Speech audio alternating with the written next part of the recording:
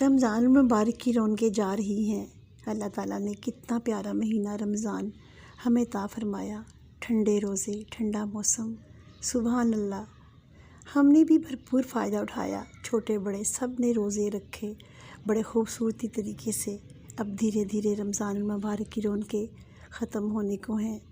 آج آخری روزے کی افطاری ہے جس کا اہتمام ہم نے بڑی خوبصورتی سے کیا ہے، دل میں ہزاروں دعائیں لے کر، اللہ تعالیٰ سے محبت کا ایک خاص انداز، محبت کے ساتھ کھانے کی ہر چیز پر خوبصورتی سے نام لکھ کر۔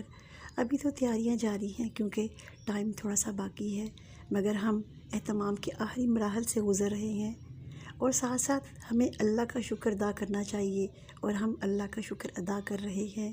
الحمدللہ الحمدللہ، اللہ نے یہ مبارک مہینہ ہمیں نصیب فرمایا، اور اللہ کا لاکھ لاکھ شکر ہے، اللہ نے ہمیں اتنی نعمتوں سے نوازا، اور ہم نے اتنی خوبصورتی سے پرجوش طریقے سے اس کے رمضان کے روزوں کو اہتمام کیا۔ الحمدللہ، حقیقت یہ ہے کہ خوشی ہی بہت کچھ ہوتی ہے۔ روزے اور سحری اور افطاری کو کھائے تو کچھ بھی نہیں جاتا، مگر تیاریاں ایسی کی جاتی ہیں جیسے ہم سب کچھ ہی کھا جائیں گے۔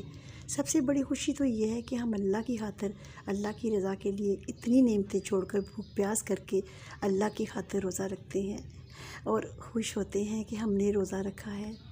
سب کو اداس کر کے یہ رمضان جا رہا ہے، آخری مراحل میں ہے، اور الوداع کہتے ہوئے بھی دل کو کچھ ہو رہا ہے کہ الوداع الوداع ماہ رمضان، تیرے آنے سے دل خوش ہوا تھا، تیرے جانے سے دل ہے افسردہ۔ پھر یہ مہینہ 11 مہینے کے بعد آئے گا، ہائے تیرے بن کیسے ہوگا گزارا، دل ہوا جاتا ہے پارا پارا۔ اتنی پیاری یہ نعت ہے نا رمضان کی کہ میں جب بھی سنتی ہوں تو میں رو دیتی ہوں، اور میں نے پڑھی بھی ہے، پچھلے بلاگ میں نے یہ نعت خود پڑھی ہے۔ اللہ تعالیٰ ہمارے لیے ثانیہ پیدا فرمائے، اللہ تعالیٰ ہمارے پیاروں کی مغفرت فرمائے، جو ہمارے پیارے دنیا سے جا چکے ہیں، اللہ ان سب کی مغفرت فرمائے، اور اللہ تعالیٰ ہمیں دوبارہ رمضان نصیب فرمائے، آمین آمین۔